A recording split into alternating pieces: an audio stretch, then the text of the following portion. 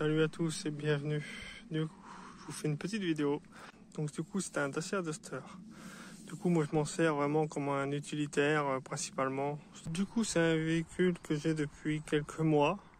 Du coup, c'est un diesel en DCI 110. Donc du coup, pour l'instant, il est d'origine complètement au niveau moteur, etc. J'ai pas fait de reprog, j'ai rien fait du tout. Vraiment, je suis 100% origine. Je m'en sers tous les jours, soit dans la boue, soit pour transporter des choses. Donc voilà, l'intérieur.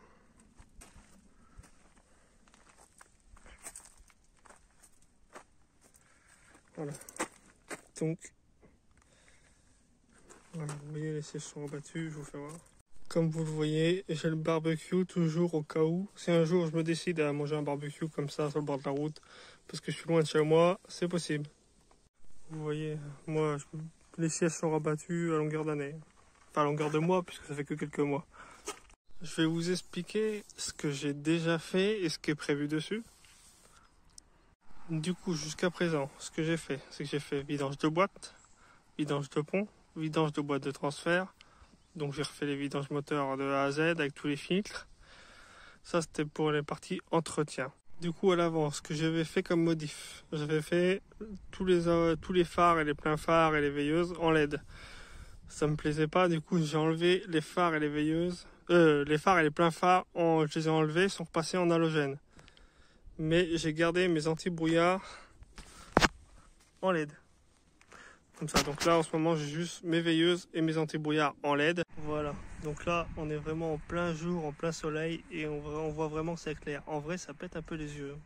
Du coup les LED de mes anti-brouillard, je suis passé avec des ampoules en 16 000 lumens. Donc du coup ça éclaire vraiment fort. Pour le brouillard c'est pas le top, mais pour la nuit c'est vraiment pas mal. Au niveau des feux arrière, j'avais passé les clignotants en LED et les feux stop. Les feux stop, je les ai enlevés parce que j'avais un faux contact dans les ampoules. Les ampoules elles faisaient faux contact, donc du coup je les ai enlevés, j'ai remis des ampoules normales. Le clignotant, j'avais mis du LED, mais quand on met du LED, ça clignote plus vite. Ou alors faut mettre une résistance. Donc du coup j'avais pas envie, j'ai remis des ampoules classiques. Par contre, mon phare de recul, d'origine c'était une ampoule halogène, et j'ai mis une ampoule LED ultra puissante. Je crois que c'est du 3 ou du 650, je sais plus. J'avais mis une ampoule LED et du coup ça éclaire vraiment 100 fois plus. Du coup pour ce côté là j'avais fait pareil, mais du coup j'ai juste laissé mon anti-brouillard en LED. C'est pareil, comme ça en plein brouillard il éclaire vraiment fort. Du coup j'ai aussi passé toutes mes ampoules intérieures en LED. J'ai aussi installé un rétroviseur caméra de recul. Tac, avec la caméra. Et niveau sono, du coup j'ai installé un poste Sony classique, vraiment rien d'extraordinaire. Et j'ai installé 4 enceintes MTX en 13. Du coup j'avais aussi fait un aménagement de coffre qui ne m'a pas plu, donc du coup je l'ai enlevé et je viens de remonter vraiment récemment tout l'intérieur du Duster, car j'avais vraiment enlevé tout l'arrière, les plastiques, tout. Et pour la partie extérieure, pour l'instant ce que j'ai fait, j'ai enlevé les jantes alu que j'avais. J'avais des jantes alu avec des pneus neige, je les ai enlevées. Je suis passé avec des jantes tôle de Nissan Qashqai. Et là récemment, vraiment dans quelques jours, j'ai installé un kit Treos. Donc en réel je suis à +2. Du coup maintenant que j'ai fait ces modifications là, les prochaines modifications qui vont être, ça va être peut-être, c'est pas sûr, hein, des élargisseurs de voie, ou alors encore changement de roue avec un ET, donc c'est-à-dire qu'elles vont plus sortir, ET inférieur, donc ça vont plus sortir, ou alors des élargisseurs de roue. Je sais pas encore, c'est vraiment si je tombe sur la bonne occasion, pourquoi pas. Pour l'instant, il est déjà pas mal comme ça. Après, peut-être voir pour une tente de toit. À la base, je suis pas vraiment chaud. Tente de toit, le problème, c'est qu'on est tout de suite repéré, je trouve.